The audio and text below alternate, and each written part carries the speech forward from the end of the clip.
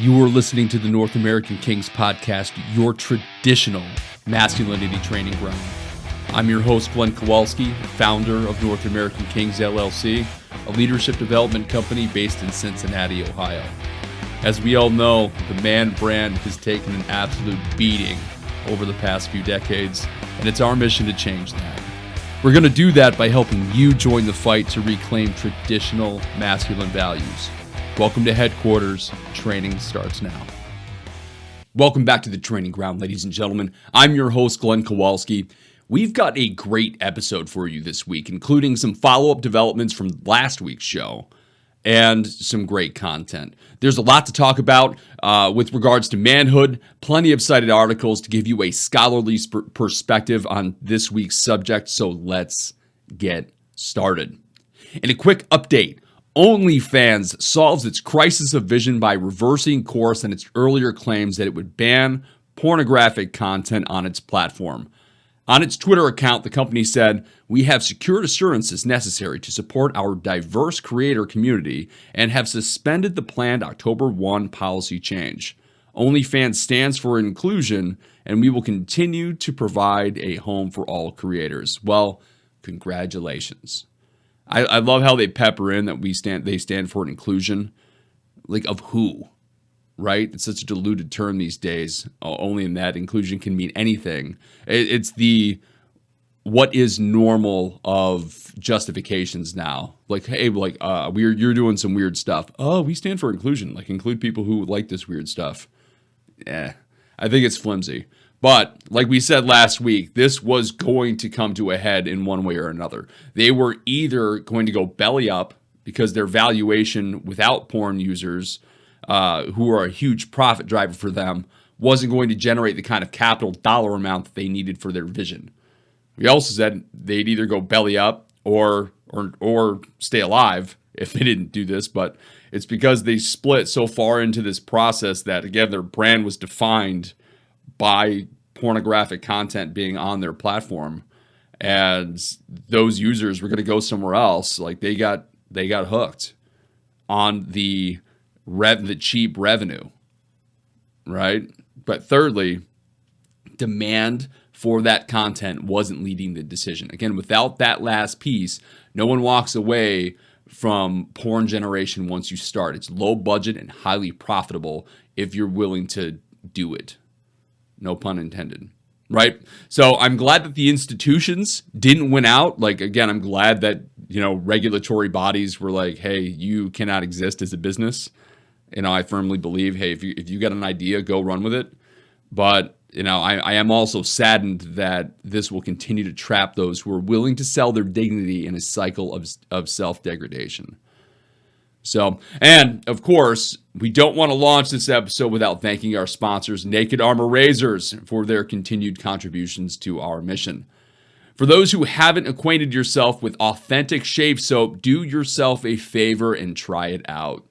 Like for like experience, my straight razor and the shaving cream that I've been using for 20 years, and my straight razor with Naked Armor shaving soap. It wasn't even a contest. Now, the only people who use this condensed shaving cream anymore are my kids when they're in the bathroom, and like they'll play with it in the bathtub. Naked Armor shaving soap lathers beautifully in its scuttling mug or in a coffee mug at a hotel. Done both, right? Some of the best shaving cream or shave gels out there dry out by the time you've worked your way to that area, defeating its purpose completely. Enjoy the benefits with a new straight razor or the razor that you're comfortable with. Now get yourself some real shave soap from Naked Armor Razors today by going to nakedarmorrazors.com, and don't forget to use coupon code KINGS15 to get 15% off anything in the online store. Don't wait to enjoy the highest quality shave you'll ever give yourself. It's nakedarmorrazors.com. Now, we need to start today's episode off with an in memoriam. Okay, from Fox News on August 24th this year, Dustin Wakefield of Castle Rock, Colorado, was shot dead at a Miami Beach restaurant while on vacation with his family. Witnesses say that the shooter, who will not be named on this program, came into the restaurant waving a gun, saying, quote, "It's time to die." The gunman held the gun up to Wakefield's 1-year-old son when the father stepped in front of the gun and pled with the shooter, saying, "He's only a boy." And once he was shot, he was then shot multiple times after the fact while he was on the ground. The shooter, who was caught later after fleeing the scene, told investigators he shot Wakefield because he was high on mushrooms, which made him feel empowered. Now, for anyone with a drink on hand, please pour one out for a fallen brother. This man was not in a position to eliminate the threat, but he died shielding his son from the worst kind of evil, this indiscriminate and random evil. Now let's raise this man up on the pedestal of manhood, and may he live there forever in heaven for his selfless act of masculinity. When everything was on the line in the heat of a life or death situation, and this man didn't freeze. He did his fatherly duty, and he should never be forgotten for this. Rest in peace, brother. Now, stories like this are the reason I am a true believer in the Second Amendment. Had this man or anyone around him been armed, we might still have a true father around. Gun laws only affect law-abiding citizens. Why, if you're not going to follow the law in the first place, then why obey a gun law? Like, it's logic. I don't know the shooter or any of his story, but the stories about gun violence that are out there are almost always about someone who didn't or shouldn't have had a gun in the first place, according to the laws that are already on the books. I deal with this at the day job every day. There's no use creating a new tool in order to achieve a goal if you are not using the tools at hand that are meant to get you to the same exact consequence. If I have one tool that's going to get me, that's going to achieve my goal, and I'm not using it, there's no need in building a new one. Unless there's a problem with the first. Like, again, they're mutually exclusive. Here, before we talk about any new or more robust gun laws, let's start enforcing the ones that are already on the books that are meant to do the exact same thing these new laws are meant to do. It's ridiculous. And because we have failed to enforce the laws on the books already, a father is dead in the meantime. Now, I can't help but get a little choked up hearing stories like this, especially writing them or seeing them for the first time. Manhood gets tested incredibly often, and often without actual reason. Now, a measure of masculinity is how we handle it when this gets tested. Now, I've told the story before when someone at work said, "Hey, see, you do have a feminine side." Did I freak out, like stomp my feet or swear? No. I was able to calmly say, no, I don't have a feminine side. I have a sensitive side. Making that small correction was baffling to everyone in the room because they were wanting to either egg me on and get me to say something regrettable, or they were just utterly unaware that real men can admit to being sensitive to people, and it's not an exclusively feminine trait. Empathy is universal. Now, one way that masculinity has been tested over the past few centuries is the rise and fall of chivalry. It's a hot topic for most people in this business because the sides that talk about it want two different things. Now, this came into stark relief in a video this week that went viral about fans brawling in a Steelers game. In the episode description today, there's a link to the video of this exchange so that you can see it for yourself. It's the link I posted. I'm proud of. It's just the video because I'm not the only person who's making commentary about this. I'm one of the people who are taking this commentary to this deep of a philosophical level. But as far as content goes, you'll have it there. This woman is staring this guy down. And I don't know what got them to this point, but you can tell that she is talking smack for real. Okay? Depending on how you view this, it's obviously more smack talking coming from her than coming from him. He says, "Don't touch me," while kind of pushing her hand away, and then she launches, like she wails at his face.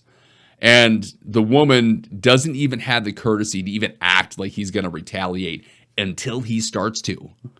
Right now, at that point, he hasn't even touched her yet. Her husband or boyfriend, I forget, you can't tell, jumps up and he like gets involved. There's like a bit of an exchange between the two men, and then the boyfriend gets knocked out cold. The woman then starts protecting him as other men in the area kind of jump in to de-escalate. Now, I'll say good on this guy for being super chill with the guys who get in the way. Hell, even the people in the background that can be heard are calling out to the new guys on behalf of the guy who just took swipes from this woman and then knocked this dude out. Right? It's a fascinating video. After everything is settled, the question comes up in the social media sphere. Right? Was this guy wrong? Here's where chivalry gets questioned. What's the new expectation for men in situations like this? Right? It brings me back to my first date with my wife, and it was a bit unconventional, but I'm an unconventional guy, if you guys couldn't tell by now in our relationship. Why not show my hand at the beginning of our relationship so she's not shocked later when she realizes these core things about me, right? My wife asked, what are like some ground rules, like very first date questions? Like, what are some ground rules, like things that would be deal breakers for you in a relationship? And I don't know if she was expecting me to have such a quick answer, but I had them, right? Remember, unconventional. I actually had thought about these beforehand. Remember, have a plan.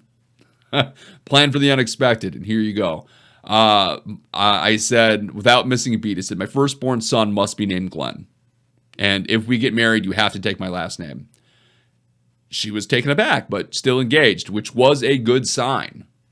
I explained that the firstborn son name is like a family tradition on my side that goes way back, at least like 6 generations.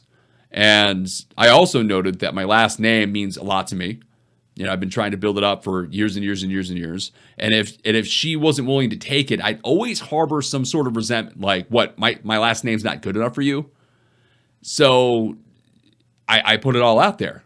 I'm like, that's a given. And she understood all this. Like in the second thing I mentioned now is germane to our story here today. I also said, don't hit me. Like, don't ever hit me. She was surprised by this as well. Now, obviously, why would I, the man, be worried about being hit? And I explained that throughout college, I met girls who went around under this perception that they could say or get away with anything they wanted. And I've seen them like get drunk white girls, get mad, and like beat up on way bigger dudes. Like there wouldn't be any consequences, and often there wasn't. Now, I told my wife that night that I didn't know how I would react or if I'd be able to control myself in a situation where she was talking smack and hitting me. I did tell her that I could guarantee her I would never hit her as long as she never did so to me. It's a mutual respect thing. And that was a recognition of sorts of the state of affairs between men and women. I've said before, when a woman meets me for the first time and they like cross the street so that they don't have to cross my path, I understand that first assumption. That's the assumption that I'm the most dangerous thing in their immediate area. I'm never offended by that. Why? Because that's a correct assumption in most situations until they realize I have no intent to follow up on that. And that's something that you're not going to read at a distance. Right? So women who forget that men are the apex predator of this world end up getting punched at Steeler games. Okay? This whole situation stinks regardless of how you look at it. Why was this woman in this guy's face? Question 1. All right? Why wasn't her husband or boyfriend talking to this guy? I mean, this guy was sitting back like bleeding away his manhood. Right? Guys haven't forgotten that men are the apex predator. Anytime we get into arguments, in the back of our heads, we know that things could always get physical. Now, I was talking to some friends last night before we aired about the show and what we were talking about, and one of my friends brought up the Bible, and they were like, "Hey, it's kind of always been man's problem, right?" They went back to Adam and Eve, which blew my mind. Like, I've never heard that version of the story, but effectively, this situation goes back to like the folly of man. Adam was watched the whole Eve thing go down and didn't correct her. Like, hey, we're not supposed to be eating that, or we're not supposed to be touching it, or didn't relay God's message the right way because she wasn't there to get it originally. So he didn't set the standard or correct her or stop her from eating it. Like, he was a willing participant in this whole event. And we can see this with this dude at this Steelers game. It's obvious in the video that that's not the case for this woman. Like her man only gets involved after the fact, as the guy is about to punch his girl, like in retaliation for her attitude, right? Fourth cardinal responsibility, ladies and gentlemen, discipline. Sit your woman down in these situations. De-escalate if you can, but if you need to separate these two physically, do so. This video is proof of what happens when someone doesn't get involved. Think your wife or girlfriend is going to get pissed off at you for not taking her side or separating her from things? So what? Like, seriously. If your relationship can't handle her getting angry once, okay. Trust me, I've been there. Over the decade I've spent in almost constant contact with my wife, there have definitely been times that I've had to be blunt and forceful with my words. Over time, she has come to understand that of anybody in this entire world, I have her best interest in mind. If I need to be forceful in order to use my words to break through the mental noise of a situation, it is my responsibility to do so. And keep her from being the laughingstock of the internet, right? As short-lived as this phenomenon is going to be. Like, this is her 15 minutes of fame. Congratulations, you spent it on that. But ultimately, this could have been avoided. Karma was not on this guy's side for sitting out the beginning of this situation. His reward, getting knocked out cold. And on camera, on a viral video, you can see his girls now shielding him from the trouble that she caused by throwing the first punch in this situation, right? And clearly, she didn't even think it was going to get this far. Now, why did she think the situation wouldn't escalate further? Because no one swipes at a guy, right? Like, she wouldn't have thrown a punch if she thought it was going to escalate. Let's imagine that. Like, no one really wants to start that, and she clearly didn't. She had no clue this guy was going to swipe back at her, and she got very shockingly surprised, right? She leaned on chivalry. He won't hit me. I'm a woman. She doesn't have an understanding of the topic, and it led to this situation. So here's a preface. I'm not saying to go start punching women, but in this case, I cannot blame the guy. Okay? And the reason for that is very stark. First, don't listen to feminists. Okay? It's great life advice, but especially the ones that tell you that all they want is equality for women. We men want that too. You know, every action taken by feminists since their inception has strived towards one ultimate goal, and it's way beyond equality. Right? And I'm not talking like it's beyond equality, like it's just so much deeper. No, it's well beyond the point of equality on the equality matrix, right? It doesn't stop at equality. They want to eliminate gender completely. Proof is here. In spaces where equality has been achieved, they haven't claimed victory or even completion of their mission. It's not enough not to be equal, right? Anyone given power over something rarely gives it back once the mission's accomplished. And this is another example, right? They will continue to say, well, it's not enough. We need to do this now. We need to do this now. Like the moving target is your symbol that it wasn't about equality in the first place. Now, sure, feminists will tell you that I'm not an authority on feminism and of all people would misinterpret it. Fine. Here's the key difference. I don't usually talk about feminism directly. I talk about masculinity on this program. Why? Because feminism and feminists have been talking about masculinity, and they're getting it wrong, right? When we reference feminism, it's referencing a statement or assumption about masculinity that needs to be understood in reality by my listeners. I correct those false assumptions because if you believe them, I don't care about them. You'll be the ones that experience the negative consequences, not these feminists that don't care about you. Right? Feminists love to talk about chivalry. Some point to this as one of the birthplaces of the patriarchy, right? And the formalization of sexism. An author that we'll reference later in this episode stated that chivalry is like a classic form of discrimination. Now, let's get one thing straight. Okay? Discrimination is natural, beneficial, and necessary. Now, before you tune out, let me explain that. Okay? And I'll do so in the next 5 seconds. And then if you want to tune out, you can. Okay? Discrimination is defined as the ability or power to see or make fine distinctions. It's discernment. Discrimination has a negative connotation because people claim that it's discrimination to judge or treat others differently based on classes or race. Right? That's not discrimination. That's prejudice, which is a bad thing. But to be prejudicial is to ignore the honest information that you get through discernment and act on your perceptions of something, not the information you got by seeing those little differences. And in fact, they mean the opposite thing. Okay?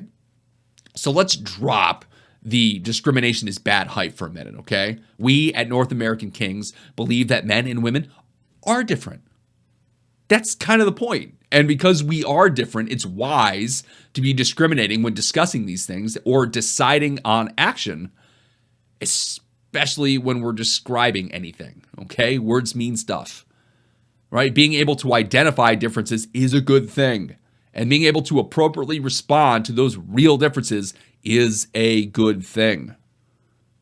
Okay? That's what feminists don't want you to hear, that somehow our differences are okay.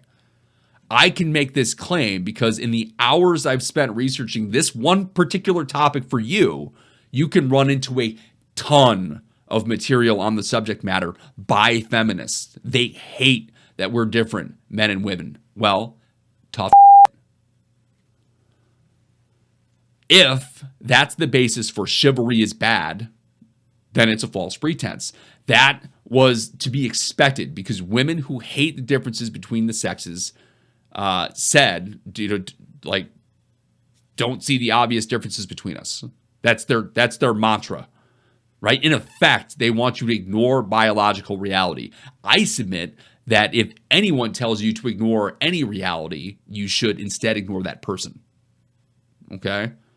Now let's take a look at what chivalry really is. From Encyclopedia Britannica, the primary sense of the term in Europe and the Middle Ages is knights, or fully armored and mounted fighting men. Hence, the term came to mean the gallantry and honor expected of knights. Later, the word came to be used in its general sense of courtesy. There's more to it than that. Okay, so from a History.com article by Livia Gershon titled "Chivalry Was Established to Keep Thuggish Medieval Knights in Check," the article reads, "The determination of chivalry, the development of chivalry went hand in hand with the rise of knights, heavily armored mounted warriors from elite backgrounds, starting around the time of the Norman conquest of England in 1066. The word chivalry itself comes from the medieval Latin calibris, meaning horseman. There was never a firm consensus on what it meant to be a good knight. The most common values found in rules that commanders created for knights revolved around the practical need of a military force, bravery in battle, and loyalty to one's lord or companions. So chivalry started as rules of combat. Now that does make sense.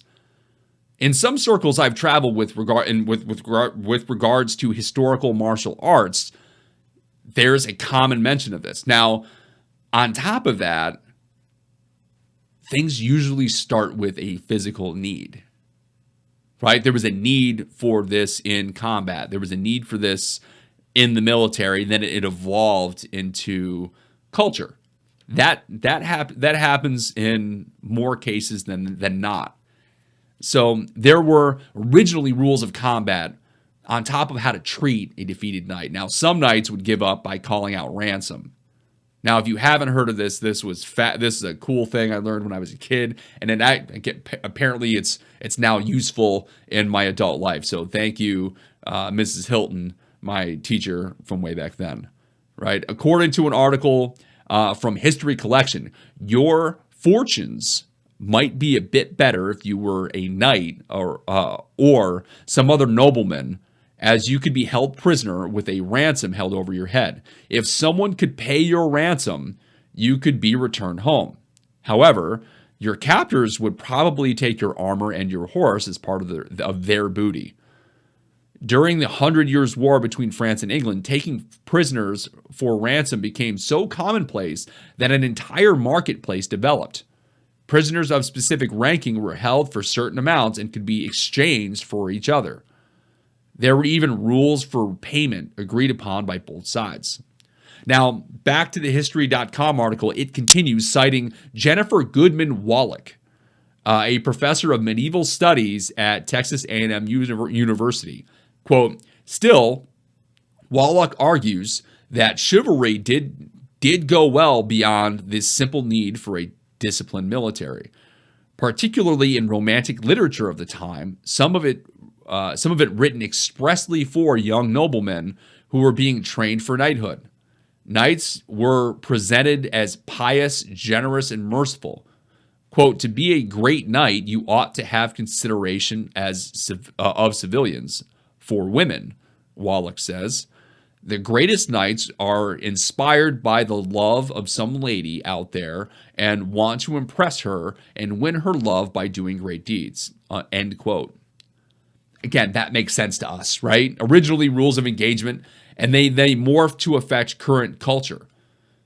Stands to reason, particularly when those that were lower in stature, they wanted to be elevated to knighthood. It stands to reason that they would romanticize the little that they knew about this and strive for the moral good in that, even if it started as fiction. Remember, listen back to that, right? It started in literature, primarily for young dudes who were being trained as knights. Well, if that material turns from, hey, do these things, like don't be courteous to a fellow knight.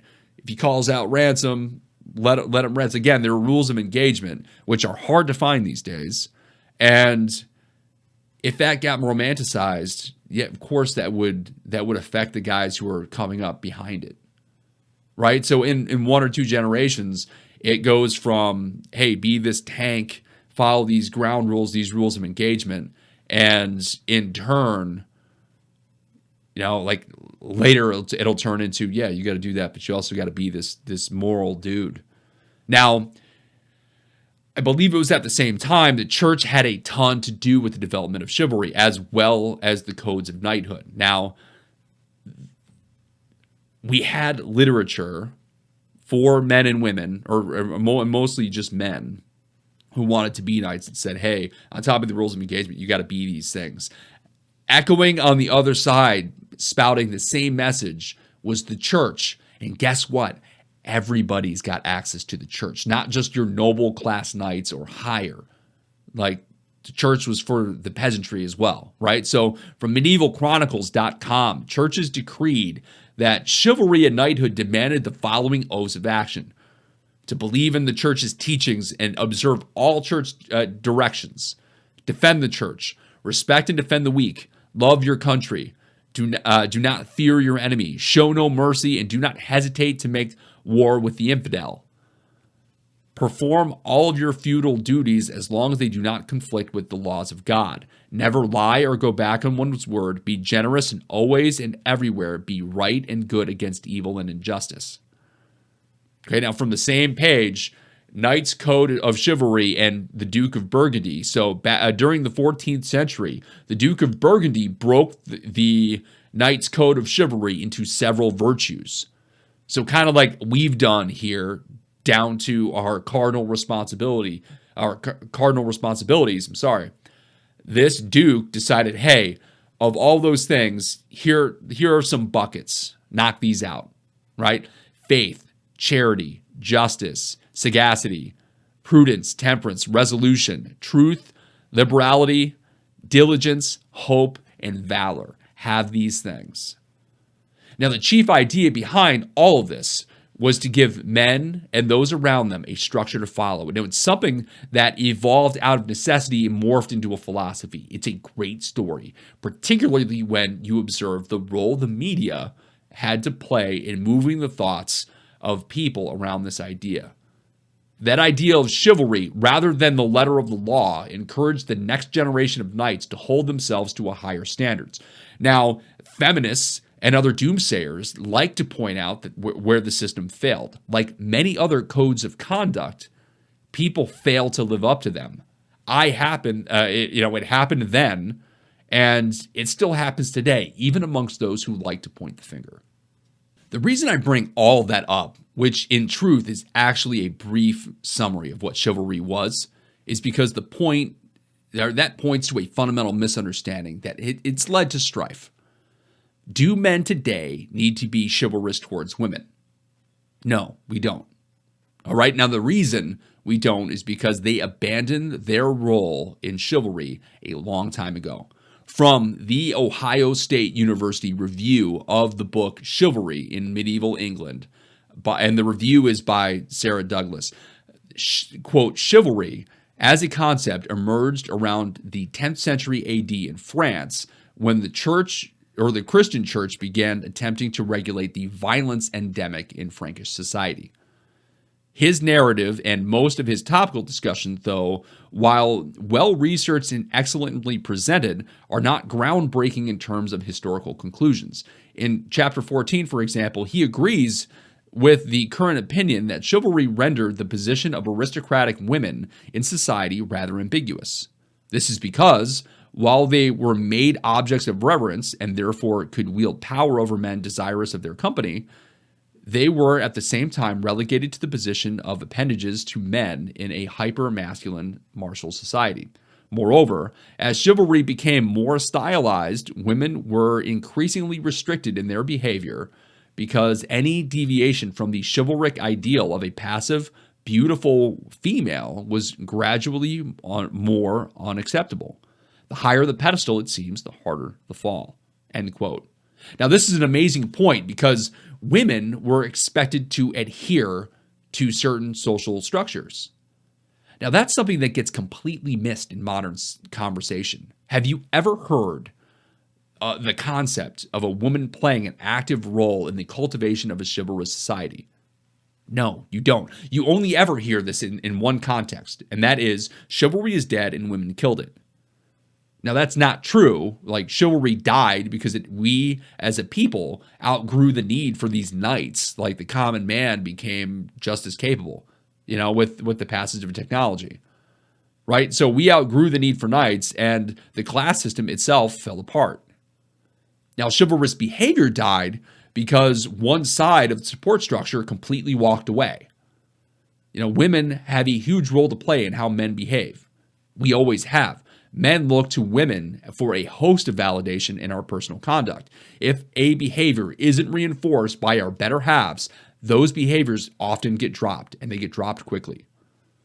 Now, from a guy who obviously is against the notion of chivalry in practice, we do get a relatively impartial argument for the role of women as they play it out with regards to the promotion of chivalrous behavior, and that we've been talking about. So this guy, Thomas Altermatt of the University of Illinois, titled in his paper titled "Chivalry: The Relationship Between a Cultural Script and Stereotypes About Women."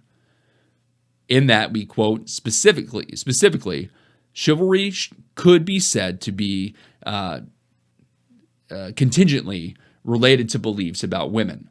It is more likely to occur when the target is low in agency and high in virtue. Second, the finding that chivalry is not indiscriminate in its provision of preferential treatment is itself noteworthy.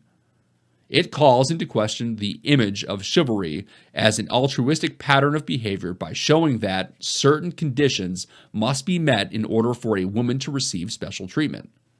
To the extent that the receipt of chivalrous behavior is regarded as rewarding by women, the existence of these conditions has implications for how chivalry might actively promote a decrease in agenic behavior and increase in virtuous behavior among women.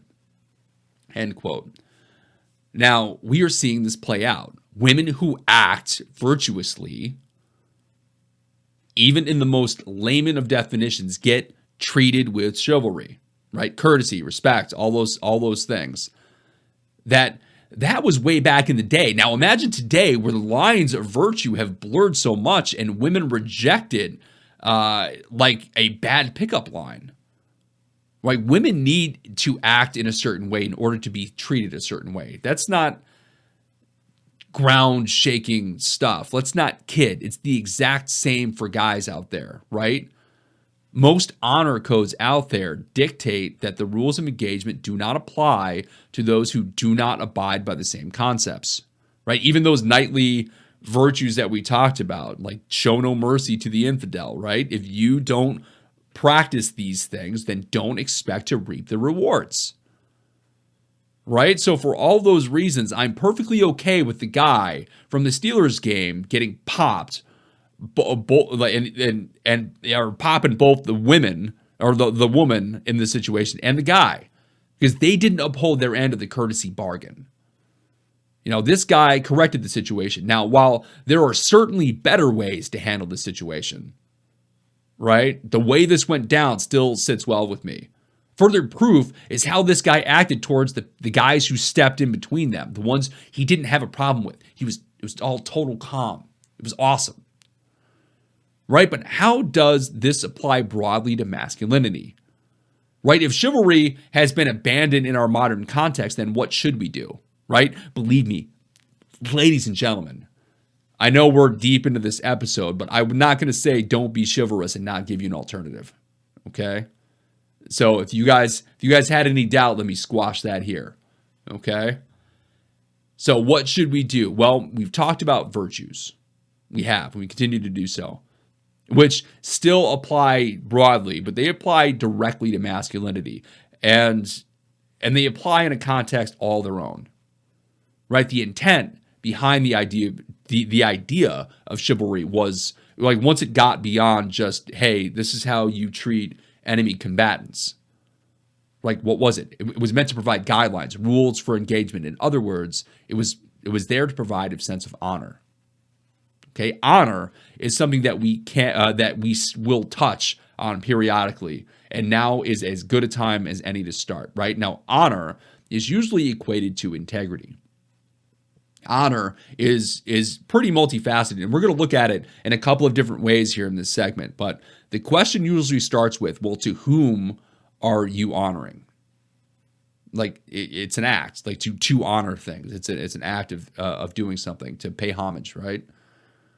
Now, why would that be? If we are talking about honor as in a sense of like a personal code, we must then be talking about ourselves, right? Do you honor yourself in your behavior? Are you someone who acts with integrity, grit, masculinity?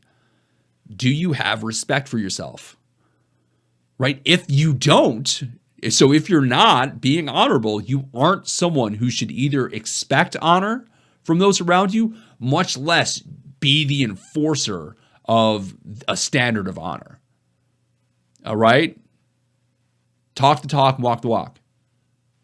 Right? Once we've established what honor means, and I'm willing to testify that it means following as many virtues as one can, then we have to ask the question, how is it applied? How do you build a culture of honor? Okay? We've talked about building honor, like building real brotherhood. It's a good way to start. Now, from the Stanford Encyclopedia of Philosophy, quote, a key aspect of the culture of honor is the importance placed on the insult and the necessity to respond to it. An insult implies that the target, so the person being insulted, is weak enough to be bullied.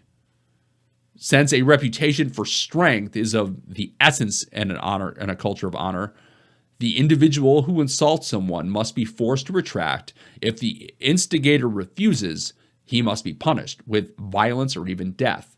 Nesbitt and Cohen, 1996.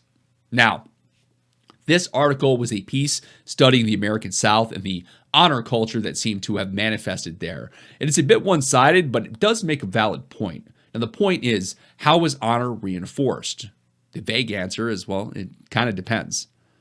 Right now, our fourth cardinal responsibility as men is, as distilled a definition as we can get to, requires us to discipline others. Right? Be it our kids who are acting up, our peers who are making fools of themselves, or even our superiors when done correctly. Done correctly. This stems from honor culture, where your honor requires defending. Now, here's the thing. It still does. Like, you still need to defend your honor. And it's emasculating to let these things go. Now, there are non-violent ways of defending your honor. Okay, now anthropologist Frank Henderson Stewart made a few points of distinction with regards to honor in his book, quote, called Honor. Now, one was the concept that there is a healthy amount of shame. Now, being able to take command of a situation and de-escalate situations, or socially correcting someone who is out of line, are ways of instilling this shame and reclaiming honor that has been stolen. Right? Now, another way, to be honest with you, like sometimes you act like you've been in the end zone before. When someone who doesn't have honor insults you, right, clearly they don't have that sense, especially if they're insulting you in public. So one way is to be stronger than the insult. Hey, it didn't even faze me. This guy must not have any honor at all. Therefore, his words mean nothing. It is just as good a way of squashing an insult as it is to go and squash him physically. You know, especially if you can do both, right? But this is also a reminder that, you know, that every person needs to carry themselves accordingly. All right? If you have honor, like, wear it. Right? You wear it because people can see it. And when people can see that you have honor, they're going to be able to know that, you know, anybody who questions it is obviously wrong. Right? Hold yourself like the king that you want to be. And you'll start to show that. Now, Stewart explained that honor can be broken down into two categories. Now, there's horizontal honor and there's honor between peers, and then there's vertical honor. Now, without diving into his stuff too much, please go look for it. The best way I've ever found to explain this is actually separated. Right? Now, I've coached this before and it's worked very well, so I will give that to you. So I like to bring up this line from American politician Huey P. Long, the senator from Louisiana way back in the day. Now, it was every man a king. Now, I won't get into his speech or his book or any of that other stuff because, one, I haven't read him, but two, I like that line, right? Because I can speak to the honor around it, okay? So to maintain honor amongst everyone, there are two pieces that I like to lean on. First, you treat every man or woman as if they were a modern king or queen. Okay? Respectful language, courtesy, attention, the whole nine. Okay? Now, the second piece is the most important, and this is how you get vertical. Okay? And this is how this gets broadly applied. It's a question you must ask immediately after stating the first. So I treat everyone as a modern king or queen, and then immediately you must ask yourself, king or queen of what? Now, this allows for respect up and down the ladder of responsibility or age or whatever your discriminating factors are. In business, there is a hierarchy. It shouldn't be ignored. It needs to be understood. Even floor-level employees should be respected. I believe that. And so again, if I've even hinted that that's not the case, like, let me correct it. Like, even floor level employees should be respected. Now, we treat them like kings or queens. And then you have to pepper in of what? Okay, this will ground you into the present while establishing boundaries between leadership and followers, while also elevating the level of respect and courtesy. Okay, so as a production manager, I was the king of half the plant, of the majority of the employees, and of the assets that determined, in general, the overall performance of the whole business. So I was the king of a lot. Now, my boss was the king of everything, and so on and so forth. But even speaking to employees on the floor, this guy was the king of his area, of the machines he's working on. Do you touch his machines while they're running? Now, sure, I'm his boss, and if I saw something busted, sure, I can go in and clear a jam and start his machine for him, right? But you never make adjustments to his machine, especially without telling him.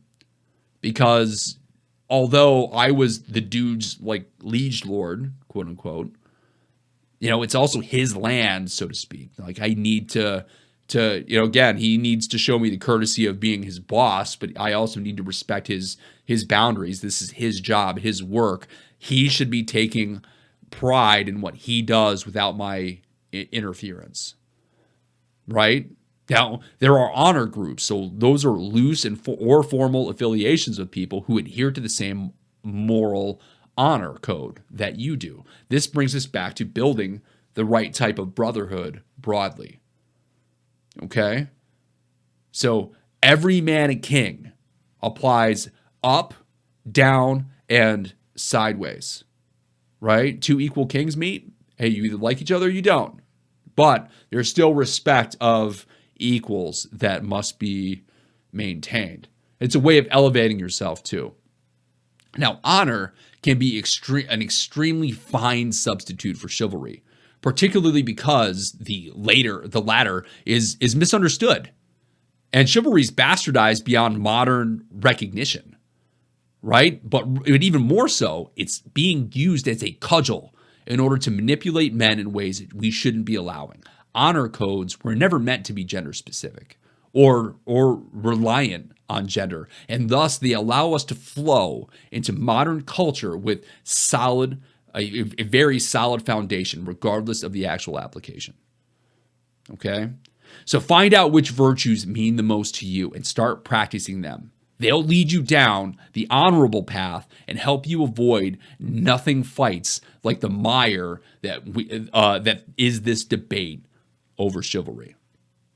That's our show, ladies and gentlemen. I'm your host, Glenn Kowalski. Thank you very much for tuning in today. If you liked this episode, please subscribe or follow us for free. Also, please give us a 5-star review and tell your friends to join us as well. We're on Apple Podcasts, Spotify, YouTube, Rumble, and wherever else you get your content. Good luck out there.